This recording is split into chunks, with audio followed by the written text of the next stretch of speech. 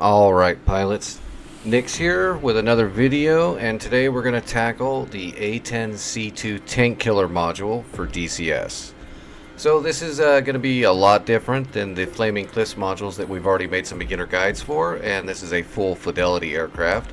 So there's going to be a lot more information involved in these, but I'm still going to make this a beginner's guide. So we're going to water this stuff down to make it more basic to get you started. We're going to teach you about the cockpit.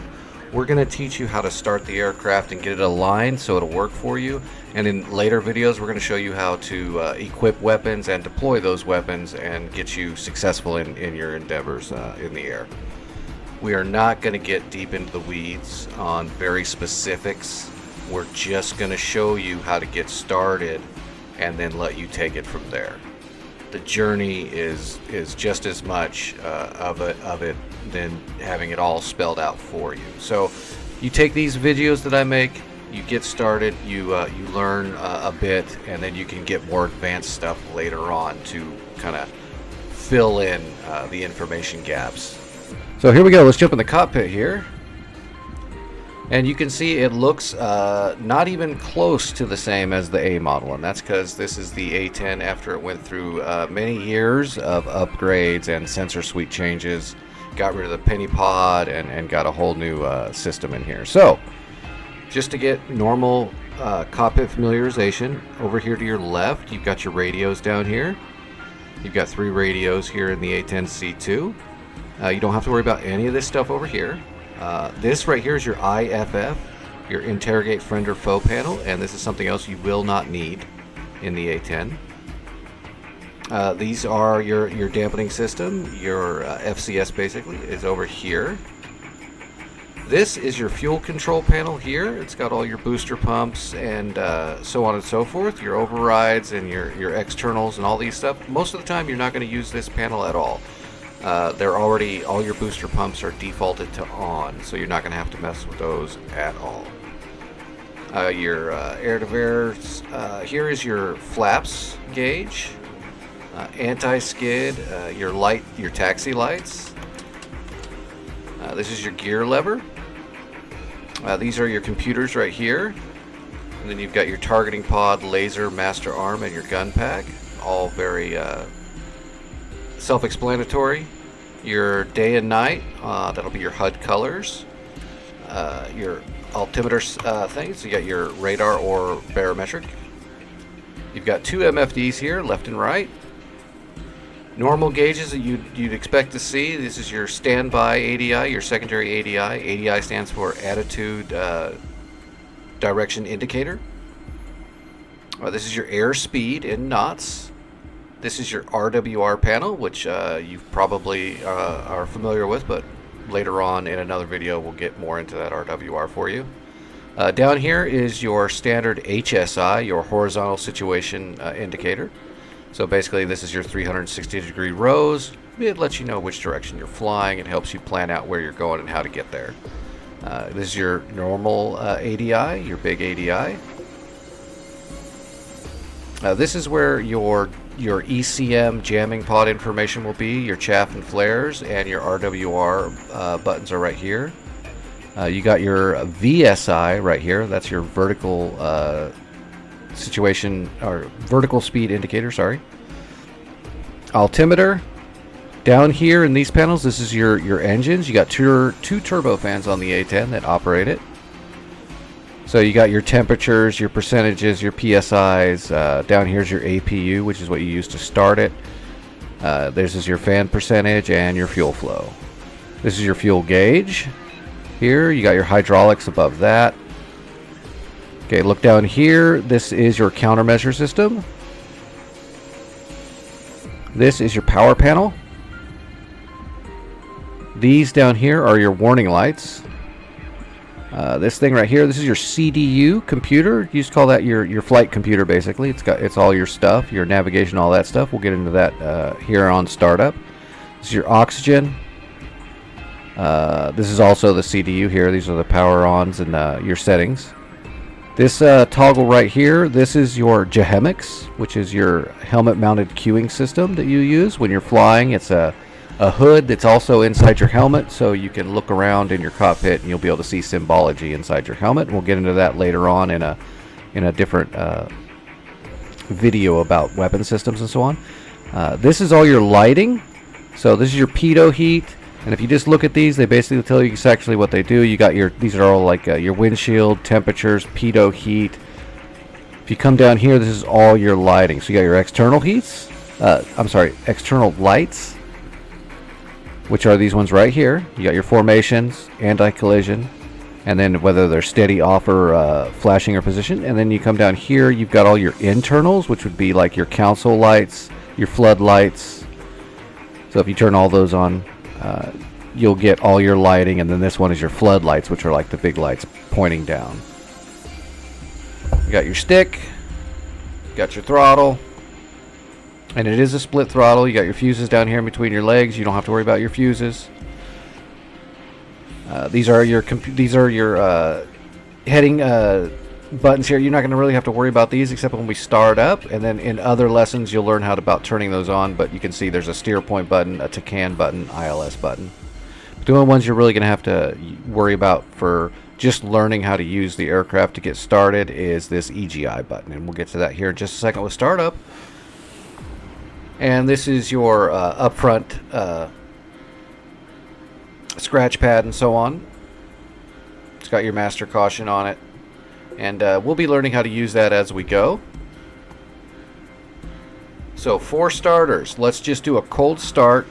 This will teach you how to get in the aircraft and then get it started and get your computer aligned and ready for flight. So there is a very standard way to do this by the book. I'm not going to go through that step by step. I'm going to show you how I do it to get it done fast and get everything turned on to get you going. This is not the exact procedure, but it's close. So first thing we're going to do is we're going to turn the battery on. So now we've got power to the aircraft. Now we're going to go ahead and put the inverter up into standby. Now if you look over here behind, I'm going to click down the, I'm going to arm the seat so you can see it, but right down here is the APU. So we're going to click that on now. Now the APU is going to start spinning up. We'll come down here and look the pressure build. When it gets up to 100% and stabilizes, then we have power coming from the APU to turn the motors over. I'm also going to go ahead and grab my fuel display, and I'm going to put it all the way over here to show me my full amount of fuel. I just do that so that I can quickly look down. You got your total right up here. I like having the gauges turned on, but you can go through main, wings, externals, the external wings, external central. I just always go left to see everything. Okay, APU is all the way up. So now that the APU is all the way up, we're going to turn the APU generator on. So now the APU is generating power for us. I'm immediately going to come down here and turn on both my CDU here and EGI. And I'm going to do that right now because that takes time to align, and this gives us enough power just to get it started. Now we're going to go ahead and start our left engine first.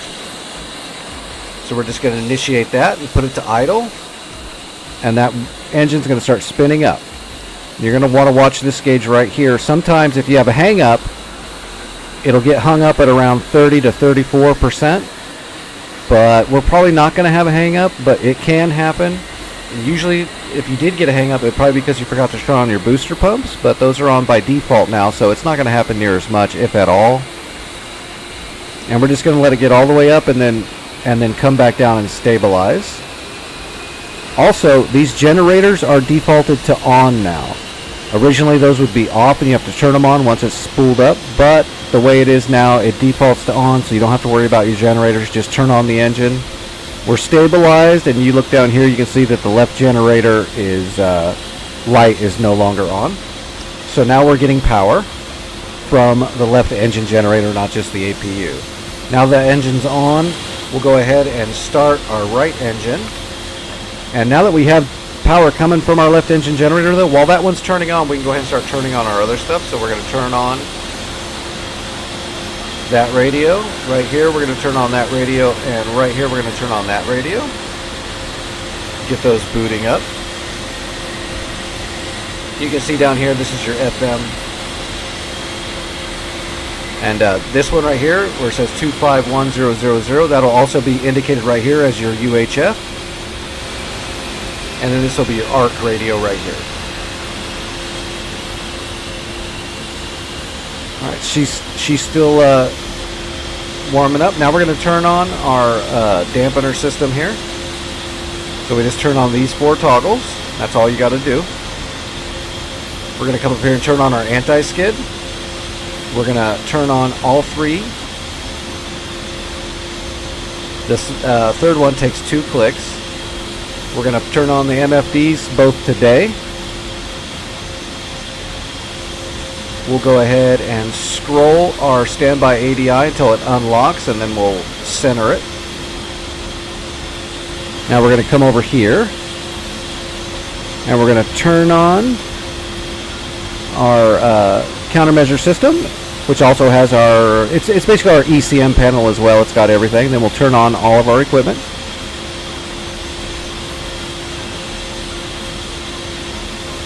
I usually run program E if I'm going to manual, which I usually run mine in manual, but you can leave yours on automatic and let it do it all by itself until you know more about how to utilize that equipment. But for now, just leave it in auto. I go to manual and I use my E program. So now we come over here. Oxygen's already on because it defaults to on. We're going to turn our pitot on. We're going to turn our Jehemics on. And I always turn on all my console lights, just the regular console lights. I don't turn on my floodlights, but I'll show you what those look like. That green light coming down from underneath there, that's the floodlights, but we don't need those. We don't really need the console lights either. I'm just used to doing it, so I do it. Okay, so now the engines are completely on and they're stabilized. Both generators are on, so what we do is we kill the APU generator because we're getting power off of our own engines now. And then we're going to kill the APU itself, which is that toggle right back here. And now we are generating power all on our own. We're good to go. You can see down here the CDU is doing its thing all by itself.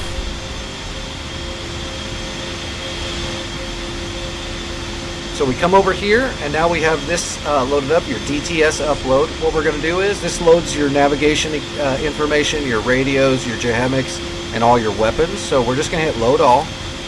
You see all the asterisks disappear. We'll wait for those to reappear. You don't have to worry about any of this stuff for right now.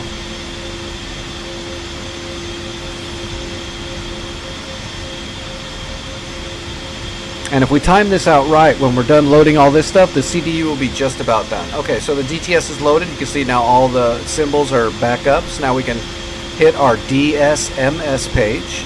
And this is our weapons. We can make sure it's all loaded up. We got 2 105s, 2 GBU 54 JDAMs, 6 Mavericks, our Litning pod, which is our targeting pod, some Predator rockets, 2 AIM-9 mics, and 2 more AIM-9 mics. So we do not have an ECM pod equipped right now, which is why our jammer says off. And if you look down here, the jammer doesn't do anything right now because we don't have it equipped.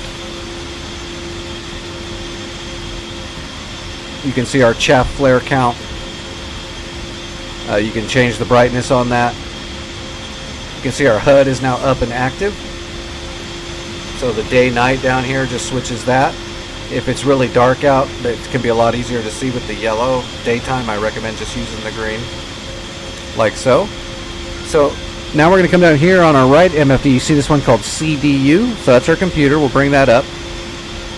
Now if you look right here, it's the same screen that's down here. It's just easier to see up here.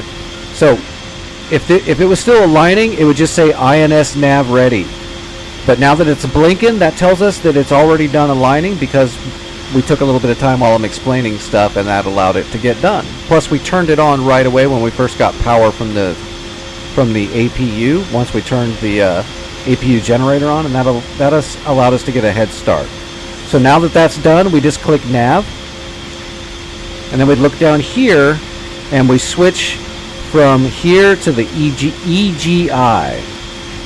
because we don't use the old flight system. We use the EGI with the new computer. So that's it. We are now completely started and we are ready to go. The CDU is all aligned. Everything is good to go. Now, one trick with the MFDs, just so you know, is all this stuff is customizable. So you've got your tactical awareness display, your TAD, DSMS, which is your weapons page, your comm page, your Mavericks page if you have Mavericks. But let's say I run my DSMS on my left, and I use my right MFD for my TADs. So if you want to put something else on here, what you can do is, I don't use the message feature very often. This is how you can send messages between other A-10s on your data link in your flight. So we'll just hold down this button, and that'll bring up a page that has all the different pages that can be here. And we're going to hit TAD, and then we're going to click on MSG. So now, that is now the TAD button. So now we got the TAD over here. Alright, a couple other things now that we're ready to go. You'll want to come down here, and you're going to want to hold this over to electric until the pneumatic goes away. If you know the QFE of the airfield you're at, you can use this dial to set your QFE. If you don't know the QFE, you can just go ahead and set it to 0 if you really want to, or you can just leave it blank, and they'll give you a QFE when you go to land somewhere, which is when you really need a QFE, is when you're coming into land. And that is all she wrote. We are ready to take off. Close the canopy.